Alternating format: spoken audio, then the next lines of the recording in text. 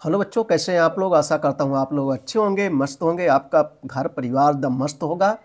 तो चलो बच्चों, देर ना करते हुए आज हम लोग कक्षा 12 के विद्यार्थियों के लिए हिंदी का मॉडल पेपर लिख रहे हैं बच्चों, जो 2024 बोर्ड एग्जाम के लिए वेरी इंपॉर्टेंट रहेगा और जो 22 फरवरी 2024 की परीक्षा होगी उसके लिए मोस्ट इम्पॉर्टेंट रहेगा। तो चलिए देर ना करते हुए हम देखेंगे पेपर को, जो है दोस्तों हल करेंगे।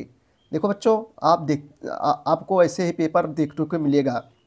यही जो पूर्णांक रहेगा वो 100 नंबर का पूर्णांक आपका रहेगा और समय जो बच्चों आपको मिलेंगे वो 3 घंटे मिलेंगे। 3 घंटे 15 मिनट का समय मिलेगा और सभी प्रश्न अनिवार्य रहेगा। निर्देश में क्या रहेगा, सभी प्रश्न अनिवार्य रहेगा और प्रारंभ के 15 मिनट परीक्षार्थियों को प्रश्न पत्र पढ़ने के लिए निर्धारित है।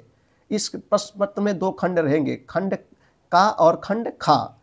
तो खंड का से हम लोग सबसे पहले बच्चों बहुविकल्पी प्रश्नों को जो है हल करेंगे। तो चलिए देर न करते हुए बहुविकल्पी प्रश्नों को हल करते हैं।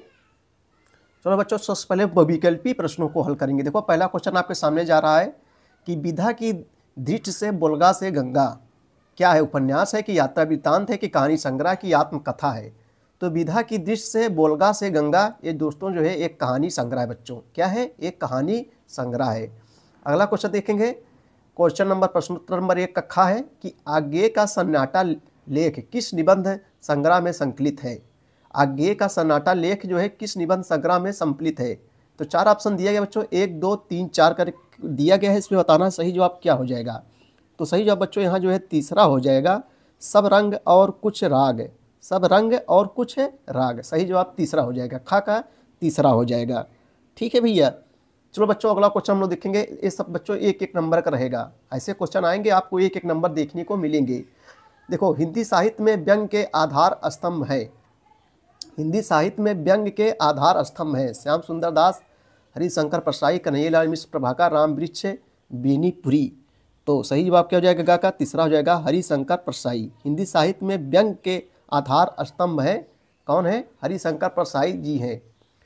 संपूर्णानंद द्वारा संपादित पत्रिका कौन सी है। संपूर्णानंद द्वारा जो है संपादित पत्रिका का नाम आपको बताना है। सरिका है कि मर्यादा है कि दिनमान है कि धर्मयुग है दोस्तों। तो घा का बच्चों सही जवाब हो जाएगा यहाँ दूसरा हो जाएगा, मर्यादा। यानी संपूर्णानंद द्वारा संपादित पत्रिका कौन सी है, मर्यादा है। हजारी प्रसाद द्विवेदी की रचना कौन सी है। हजारी प्रसाद द्विवेदी की रचना इसमें बताना है। तो सही जवाब बच्चों क्या हो जाएगा, अशोक के फूल। अशोक के फूल ये किसकी है, हजारी प्रसाद द्विवेदी की महत्वपूर्ण रचना है, अशोक के फूल। अगला क्वेश्चन देखेंगे हम लोग, निम्नलिखित में से प्रयोगवादी कवि कौन है। भूषण है कि बिहारी है कि सुमित्रानंदन पंत है कि आगे जी है। तो बच्चों 2 का सही जवाब क्या हो जाएगा, चौथा हो जाएगा, आगे जी। प्रयोगवादी किसमें कवि कौन है, आगे जी है। सत्यानंद, हीरानंद, वात्सेल आगे, इनका जो है बच्चों पूरा नाम है। चलो आगे देखते हैं हम लोग। अगला क्वेश्चन देखेंगे हम लोग, साकेत के रचनाकार कौन है। जयशंकर प्रसाद, दिनकर, मैथिली शरण गुप्त, भगवती चरण वर्मा। तो साकेत के जो रचनाकार हैं मैथिली शरण गुप्त जी है। सही जवाब यहाँ तीसरा हो जाएगा। साकेत के रचनाकार कौन है बच्चों, मैथिली शरण गुप्त जी हैं। दीप शिखा के रचयिता कौन है। दीप शिखा के रचयिता आपको बताना है कि दीप शिखा के रचयिता कौन है। तो भैया दीप शिखा के रचयिता महादेवी वर्मा है। हम लोग दीप किसको जलाते हैं, देवी को दीप जलाते हैं। देखो ट्रिक से याद करेंगे, दीप किसको जलाना है, देवी को दीप जलाना है। तो दीप शिखा के रचयिता कौन है, महादेवी वर्मा जी हैं। देखो ट्रिक से थोड़ा बच्चों याद रहता है। अगला क्वेश्चन है, तार सप्ताह के संपादक कौन है। निराला है कि आज्ञे है कि महादेवी वर्मा है कि श्याम नारायण पांडे है। आपको बताना है, घा का सही तीसरा हो जाएगा दोस्तों, आज्ञे जी है। यही तार सप्ताह के संपादक कौन है, आज्ञे जी है। चलो दोस्तों अगला क्वेश्चन देखेंगे भैया हम लोग, वीर गाथा काल के कवि कौन है। भूषण है कि चंद्रबरदाई है, केशवदास, छत्रसाल। इसमें आपको सही जवाब क्या हो जाएगा, चंद्रबरदाई। पृथ्वीराज रासो ये किसने लिखा है, चंद्रबरदाई ने लिखा है। तो वीर गाथा काल के कवि कौन है भैया, चंद्रबरदाई हैं बच्चों। चलिए दोस्तों अगला क्वेश्चन हम लोग देखते हैं। प्रश्न नंबर 3 में यहाँ से जो है 10 अंक आपको मिलेंगे। निम्नलिखित गद्यांश का संदर्भ देते हुए किसी एक के नीचे दिए गए प्रश्नों का उत्तर दीजिए। निम्नलिखित गद्यांश का संदर्भ देते हुए किसी एक नीचे दिए गए प्रश्नों का उत्तर दीजिए। देखो, रमणीयता और नित्य न्यूनता, ऐसे दोस्तों जो है आपको गद्यांश दिया रहेगा बच्चों। इस प्रकार से ऐसे जो है गद्यांश दिया रहेगा और उसके बाद में आपको क्या करना है, इसका प्रश्न उत्तर आपको लिखना है। यहाँ से आपको 10 अंक मिलेंगे। देखो बच्चों, रेखांकित अंश की व्याख्या, जो व्याख्या करना है आपको, ये जहाँ जहाँ रेखा खींची गई है उसी के जो है व्याख्या करना है। देखो जहाँ जहाँ जो है रेखा जो है खींची गई है उसी का आपको जो है क्या करना है, व्याख्या देना है। देखो यहाँ से यहाँ तक खींची, उसके बाद में यहाँ कुछ बच्चे इसको समझ नहीं पाता सर जिसका मतलब क्या होता है, तो जो रेखाएं खींची गई हैं इसी की व्याख्या आपको देना है। आइए देखते हैं आगे हम लोग।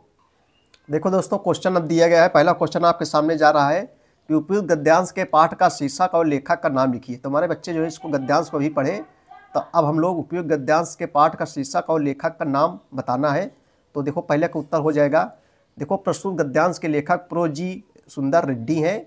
कौन है? प्रस्तुत गद्यांश के लेखक प्रो जी सुंदर रेड्डी हैं तथा इस गद्यांश के पाठ का नाम क्या है? भाषा और आधुनिकता है दोस्तों। क्या है? भाषा और आधुनिकता है। दूसरा क्वेश्चन है कि रमणीयता और नित्य नूतनता किस प्रकार जो है अन्योन्याश्रित हैं? अन्योन्याश्रित हैं। रमणीयता और नित्य नूतनता किस प्रकार अन्योन्याश्रित हैं? दूसरा का उत्तर क्या हो जाएगा?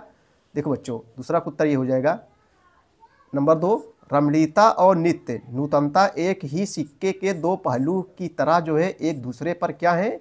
आश्रित है। रमणीयता और नित्य नूतनता एक ही सिक्के के दो पहलू की तरह जो है क्या है? एक दूसरे पर जो है आश्रित है। उसके बाद तीसरा क्वेश्चन क्या है कि उपयुक्त गद्यांश के लेखक ने किस बात पर जो है बल दिया है? उपयुक्त गद्यांश में लेखक ने जो है किस बात पर जो है बल दिया है? तीसरा का उत्तर दोस्तों क्या हो जाएगा? देखो बच्चों, तीसरा का उत्तर है प्रस्तुत गद्यांश में लेखक ने इस बात पर बल दिया है कि जिस प्रकार सौंदर्य में नवीनता होनी चाहिए उसी प्रकार भाषा में नवीनता आती रहना चाहिए। उसी प्रकार जो है भाषा में भी नवीनता आती रहना चाहिए। उसके बाद बच्चों है चौथा क्वेश्चन है कि लेखक ने किसे अभिव्यक्ति का एक सशक्त माध्यम माना है? लेखक ने किसे अभिव्यक्ति का एक सशक्त माध्यम माना है? तो चौथे का उत्तर हो जाएगा दोस्तों। देखो बच्चों, चौथे का उत्तर हो जाएगा लेखक ने जो है भाषा को जो है युग चेतना की अभिव्यक्ति का एक जो है सशक्त माध्यम माना है। लेखक ने भाषा को युग चेतना की अभिव्यक्ति का एक जो है सशक्त माध्यम माना है। चलो अगला क्वेश्चन बच्चों है, क्वेश्चन नंबर 5 है, रेखांकित अंश की जो है व्याख्या कीजिए। रेखांकित अंश की जो है व्याख्या कीजिए। तो आइए रेखांकित अंश की जो है व्याख्या करते हैं हम लोग। देखो बच्चों, अंतिम वाला क्वेश्चन है कि रेखांकित अंश की व्याख्या करना है। तो रेखांकित अंश बच्चों जहाँ तक रेखा खींची गई, देखो यहाँ से यहाँ तक उसकी रेखा खींची गई है। देखो, रमणीयता और नित्य नूतनता अन्योन्याश्रित है। रमणीयता के अभाव में कोई भी चीज़ मान्य नहीं होती। यहाँ उसके बाद देखो यहाँ खींचा है, और ऐसी सशक्ता तभी वह अर्जित हो सकती है जब वह अपने युगना काल के सही मुहावरे में गढ़ा कर सके। देखो ये रेखा खींची गई, इसी के जो है व्याख्या करना है। तो चलिए इसका हम लोग व्याख्या करते हैं।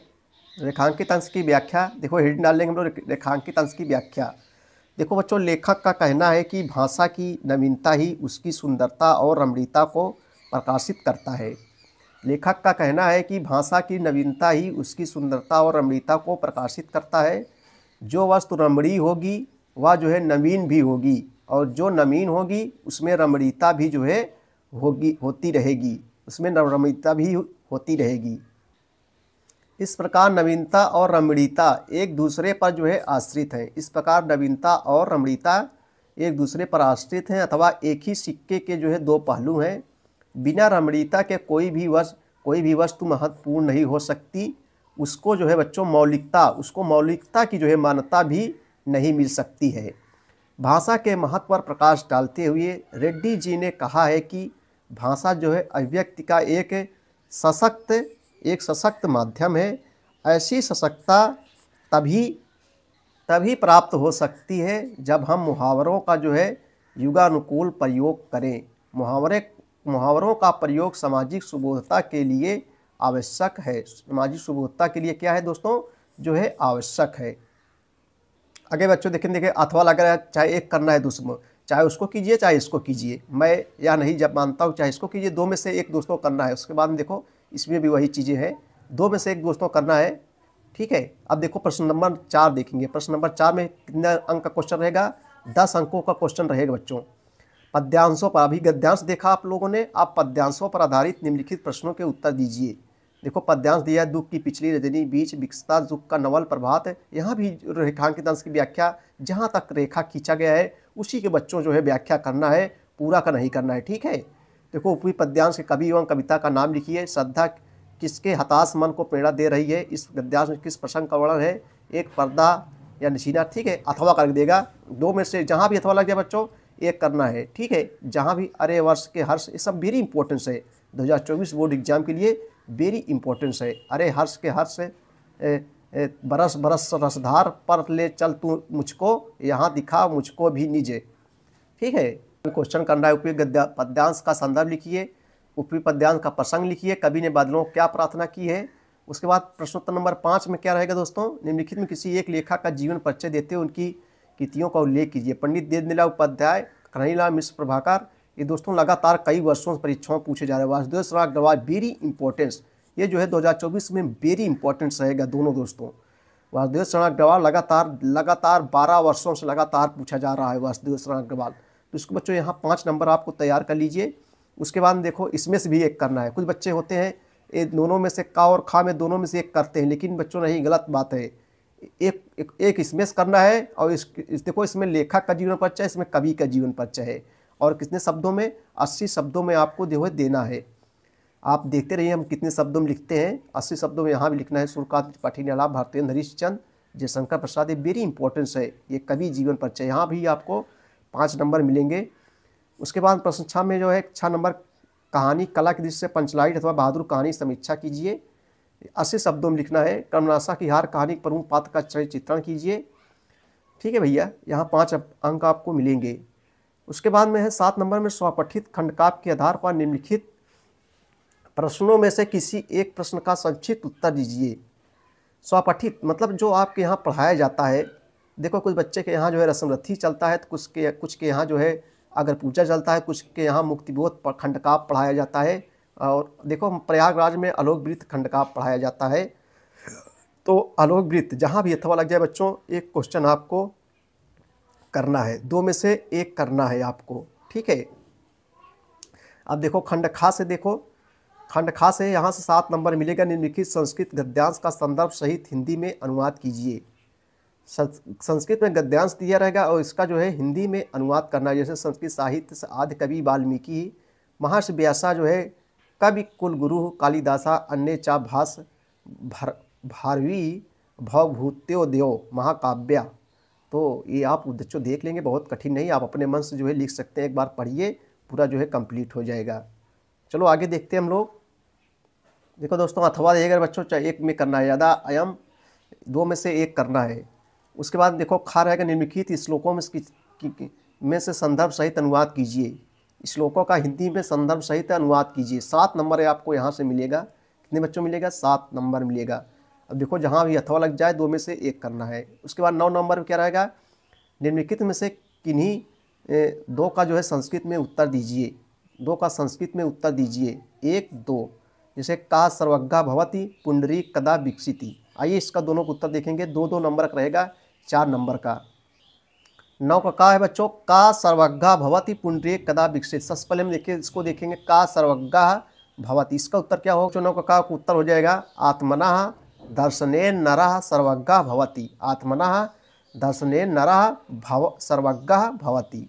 उसके बाद में क्या रहेगा, पुंडरीक कदा जो है विकसति, तो हो जाएगा पुंडरीकम सूर्य उदिते विकसति। पुंडरीकम सूर्य उदिते विकसति, इसका उत्तर ये हो जाएगा। अब देखो बच्चों जो है प्रश्नोत्तर नंबर हम लोग 10 देखेंगे।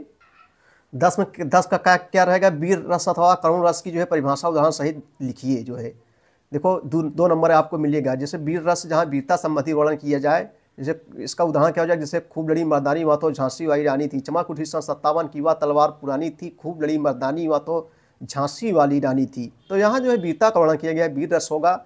आप दोनों में से एक कर सकते हैं। उसके बाद खाए रूपक अथवा अन्वय अलंकार की परिभाषा उदाहरण सहित लिखिए। उसके बाद गा रहेगा बच्चों, दोहा अथवा कुंडलिया में से किसी एक का हुए लक्षण एवं उदाहरण लिखिए। यहाँ से आपको 2 नंबर मिल जाएंगे।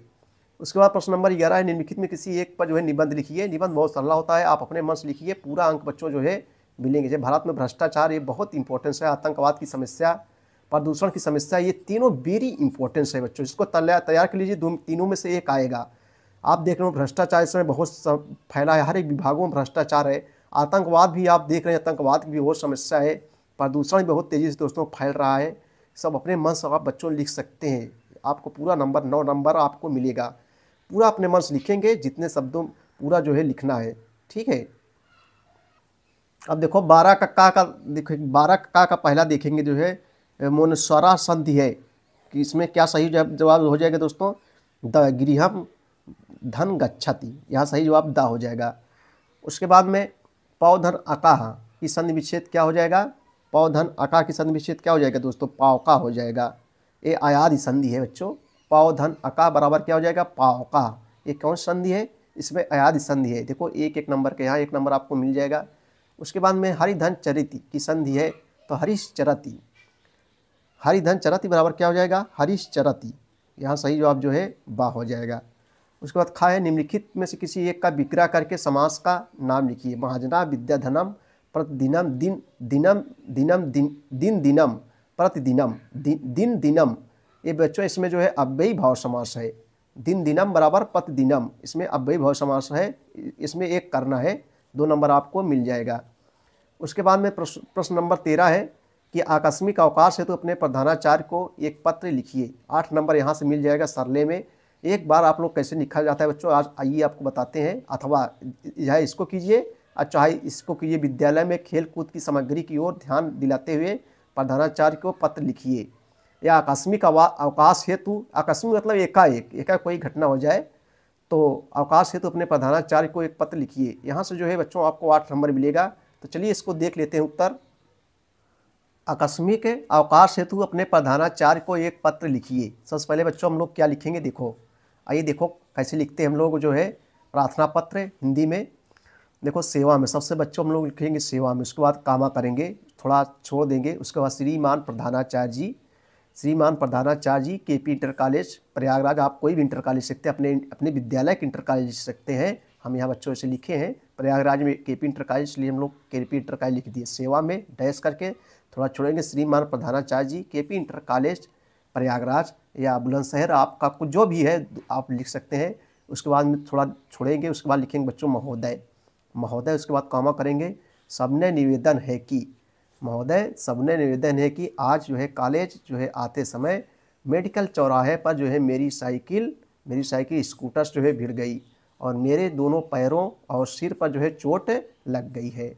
यद्यपि प्राथमिक उपचार करा लिया है, परंतु जो है दर्द के कारण जो है कक्षा में पढ़ने में जो है बच्चों क्या हूँ, असमर्थ हूँ। अतः आपसे, ऐसे लिखेंगे हम लोग, अतः आपसे निवेदन है कि मुझे, बच्चों आप अपने मन से लिखेंगे तो आप अपने मन से भी लिख सकते हैं, जैसे जैसे घटना हो उसे आप लिख सकते हैं। आपसे निवेदन है कि मुझे 2 दिन की जो है 15-16 मार्च कुछ भी लिख सकते हैं, जो जिस तारीख को आपको लिखना है आप अपनी भी तारीख लिख सकते हैं।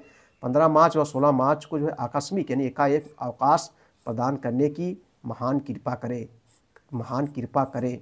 और उसके बाद यहाँ छोड़ के थोड़ा नीचे आएंगे, देखो दोस्तों बगल में साइड में आपका आज्ञाकारी शिष्य XY, आपको जो अनुज कुमार, विनय कुमार जो भी आपका नाम है वहाँ लिखने। आप किस कक्षा में पढ़ते हैं, कक्षा 10 में पढ़ते हैं कि 12 में पढ़ते हैं, जिस कक्षा में पढ़ते हैं उस कक्षा का आपको नाम लिखने। और उसके बाद बच्चों यहाँ जो है आपको डेट डालने दे दी है, दिनांक दे दी 4/5/2024, जो डेट है यहाँ डेट डाल दे रही है, ठीक है। ये आपको जो है क्या हो गया, प्रार्थना पत्र हो गया। आप ऐसे बच्चों प्रार्थना पत्र लिखिए, किसी को प्रार्थना पत्र लिख सकते हैं। चलिए आगे देखेंगे हम लोग। तो बच्चों यहाँ 8 नंबर आपको मिल गया, ठीक है, 8 नंबर मिलेगा। उसके बाद 14 नंबर देखो, निम्नलिखित किसी एक शब्द का धातु एवं प्रत्यय का योग स्पष्ट कीजिए। एक का धातु एवं प्रत्यय स्पष्ट, यहाँ से 1 नंबर मिलेगा। देखो 14 का निम्नलिखित किसी एक शब्द का धातु एवं प्रत्यय का योग स्पष्ट कीजिए, जैसे दृष्टांत लिखेंगे तो क्या हो जाएगा इसका जो है दोस्तों।